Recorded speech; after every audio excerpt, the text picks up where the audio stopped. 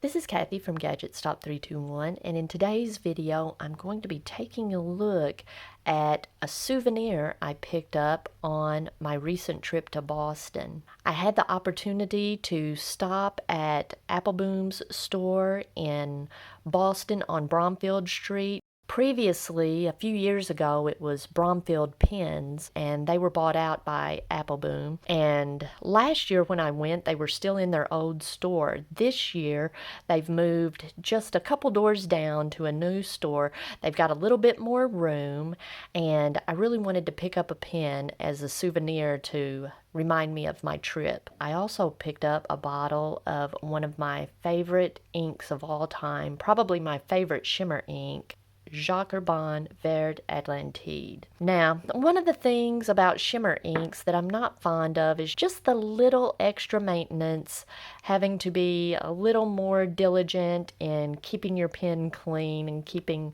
when you're done with it, getting all any excess shimmer washed out, and having to agitate your pen before you start writing to get the shimmer mixed up in the ink in the converter.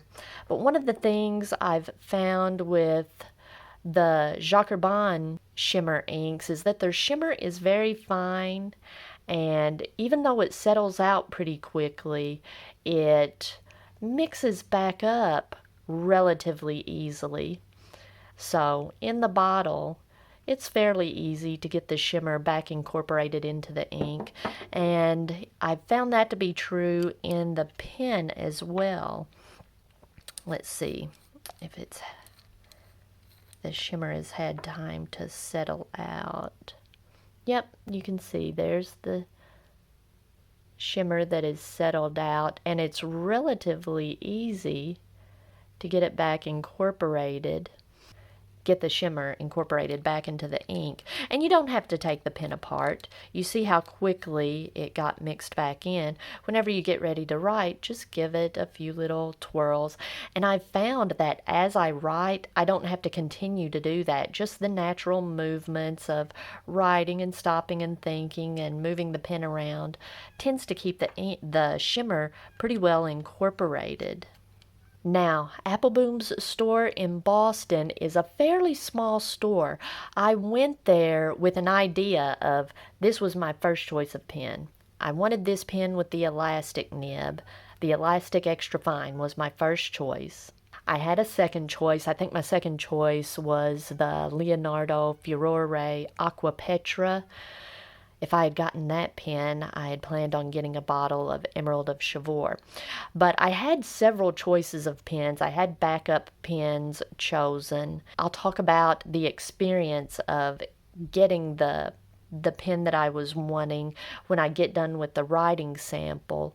But I want to go ahead and suggest, if you're going to be going to their store in Boston and you have something in mind already that you're wanting to take a look at, I would suggest giving them a call ahead of time just to make sure that they have what you're wanting to look at in stock, or maybe they can get their hands on it before you get there. One of the things I like about this finish on the Leonardo Momento Zero is that it has so many different types of green in the material. You've got the yellowy greens that would look good with olive green ink. You've got some minty greens, some pastel greens. It's a color family that I'm very fond of, and there are several green inks that I love that I know will look good with this pen. Right now I have it inked up with the Vert Atlantide.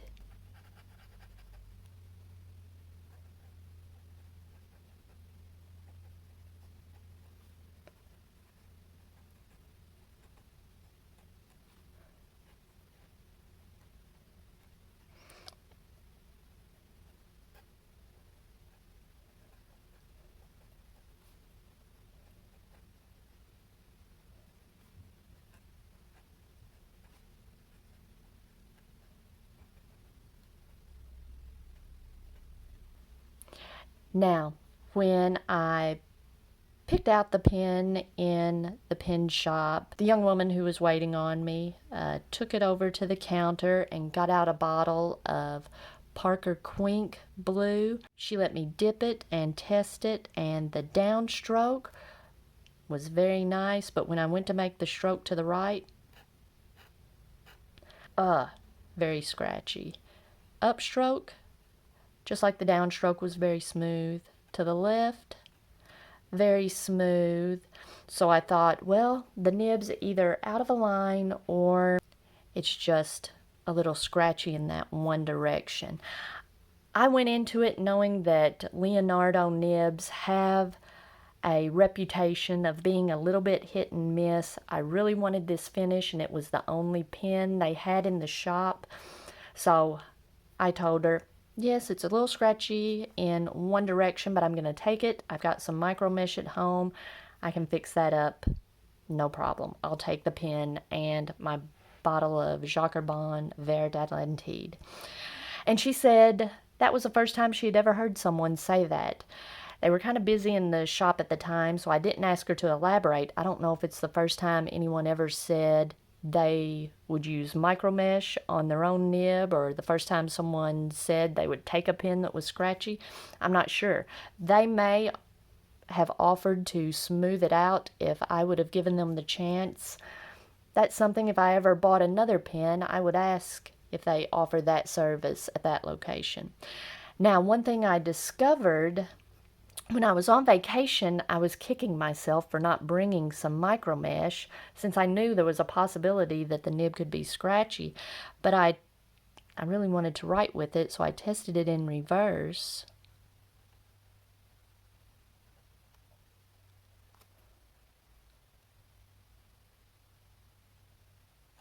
And it puts down a noticeably finer line, and it is buttery smooth in every direction. It's like it was designed to write that direction. Amazing. So I am going to use some of my micromesh and see if I can smooth it out. Since it is smooth in every direction and smooth in reverse, I know the nib is not misaligned. It's just a little scratchy in the right direction.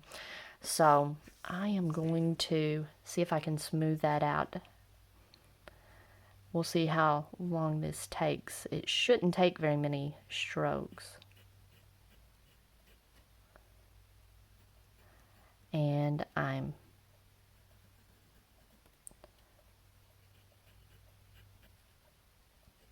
it's feeling a little smoother already. I'm trying to get it at a variety of angles. And now, just a couple little figure eights.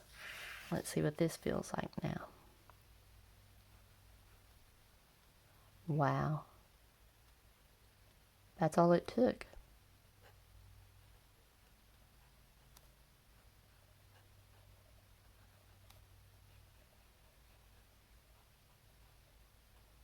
That was it.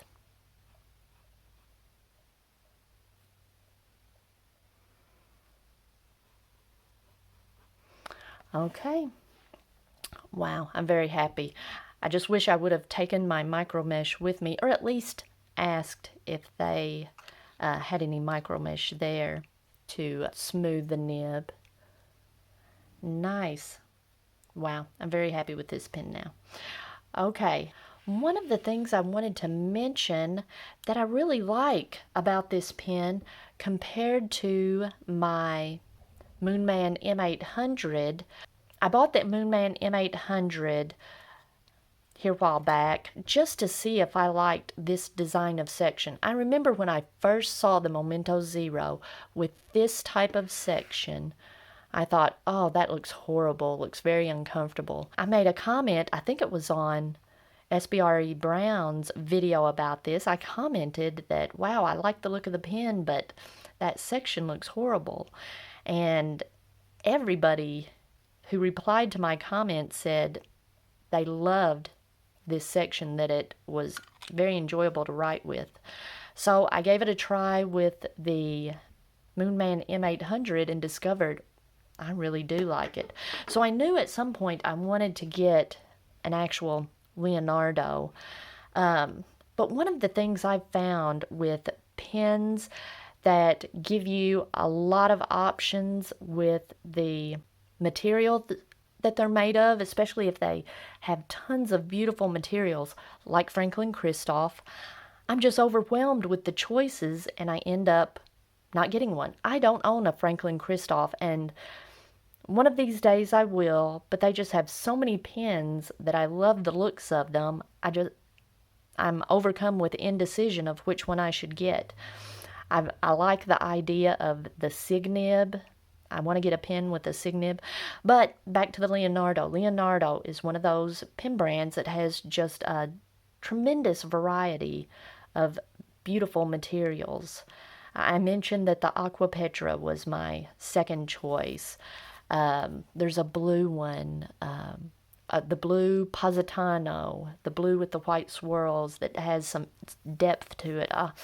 There are just so many materials that this pen is available in that I've always been just so indecisive about which one to get. This one, when I saw it, it was love at first sight. I knew this was the one I had to get. And I like the idea that you can get replacement nibs. I really like this extra fine. Let's see. They've got the nib size stamped on the side, kind of like, you can see the EF there, kind of like Platinum does with their gold nibs. I still, at some point, I want to order an elastic extra fine nib. I'm curious to see how that feels. But I like the weight of this pen. It's not a heavy pen, but it's got enough substance to it that it feels nice, feels like a nice, good quality pen. I like that the converter threads in, so I'm confident when I'm submerging the nib in ink to fill it that the section's not going to fall off into the ink. I like that they add this, they've got this metal bit back here that adds not a lot of weight, but just enough to give the pen a good balance. I also like the idea of being able to access the converter from back here. And I always hear people talking about, why do you need this extra little access back here? Just open it up from the front. But I've always thought if you've got a deep bottle of ink and you don't want to get ink on your fingers, allowing you to hold the pen up here and access the converter is a nice option. I like that. Overall, I'm just very happy with this pen. Oh, and I wanted to mention that last year when I went into Appleboom, I wanted to get a Mont Blanc. I think the Around the World in 80 Days pens had just recently come out, and the Arthur Conan Doyle Sherlock Holmes pen had just come out. And I was considering getting one of those, and I chickened out at the last minute. That's just too much for me to spend on a pen, especially when I still have a daughter in college. This time I went in there with more realistic expectations, and I studied Appleboom's website before I went into the store to see what they had in stock. And I knew that was the online store, is their store in the Netherlands, but I thought that would probably give me an idea of the kinds of pens that they carried in their store. Well, their store in Boston is very small, and they don't have a lot of variety of pens there in the store. And that's why I mentioned if you anticipate you're going to be visiting there and you have something in mind that you're wanting to see, I recommend calling ahead. And so I had this long list of pens that I was interested in, and they did not have any of them, or at least not in the finish that I wanted. I really had my heart set on this Jade or the Furore with the Aqua Petra finish. They didn't have either of those finishes in stock, and I didn't want to settle. They had some nice finishes. They were more of the earthy neutral finishes, like the horn, that grayish brown. I've always been a fan of that, but once I saw this Jade finish, that I kind of had my heart set on it. So they didn't have what I was wanting. The only pen in the store that really caught my eye was a used Parker pen. And the gentleman that was in there, he opened the case and let me see it. It looked almost like it could have been a metal duofold. But it was a little bit thinner than a duofold. I've never seen a duofold in real life or a duofold international. Well, no, a duofold. There's one that's skinnier. Is it the International? I'm not sure. But this Parker pen, I didn't know what model it was. It had an 18 karat gold nib on it. It was a metal pen. Had that a similar styling to a duofold, flat tops. It was a cartridge converter pen. It was black on black, had a threaded cap. It was really nice. Black ruthenium, probably coated nib. Beautiful pen. It was a little more than I was wanting to spend, especially when I didn't know what model it was, and it was used. I didn't know anything about it. So I ended up again this year not getting anything. Didn't even get any ink or anything.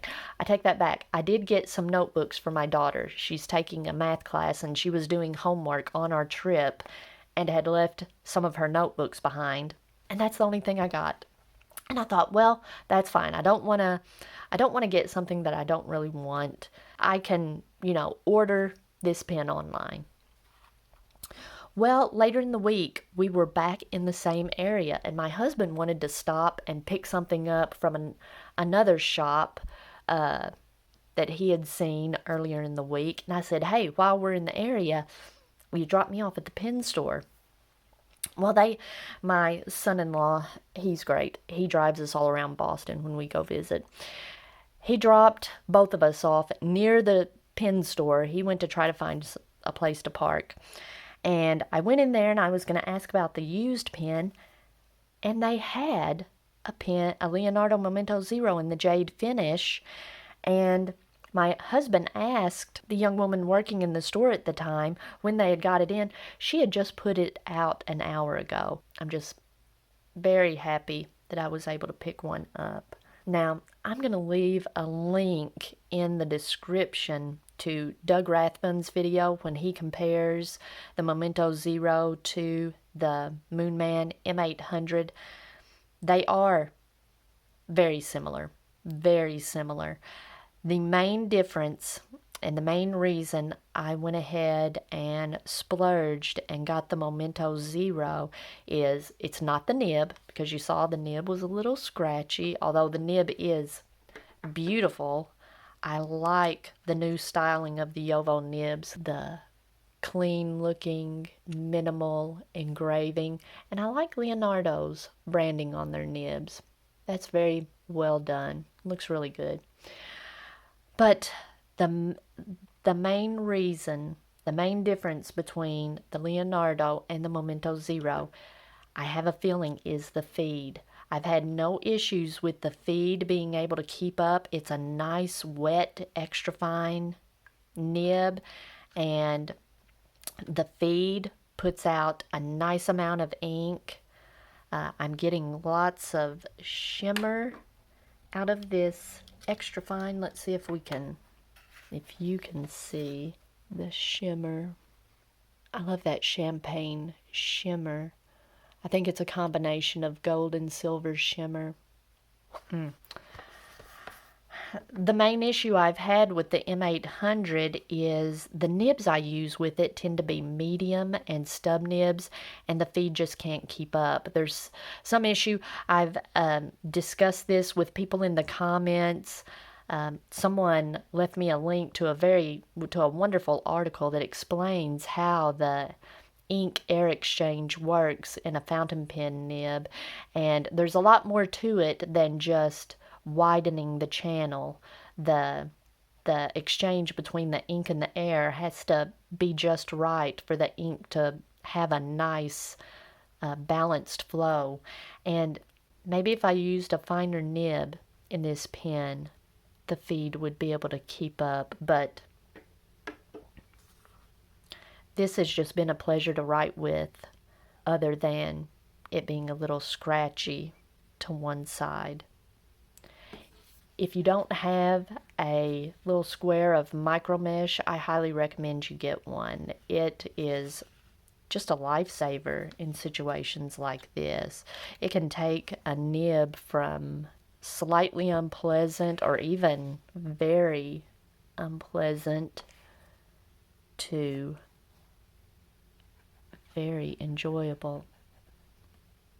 Wow, I love this ink.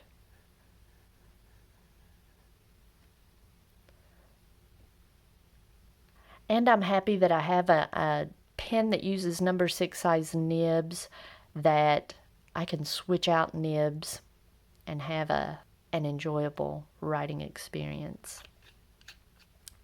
If you found this video helpful, please give me a thumbs up, and if you'd like to see more videos like this, please subscribe to my channel.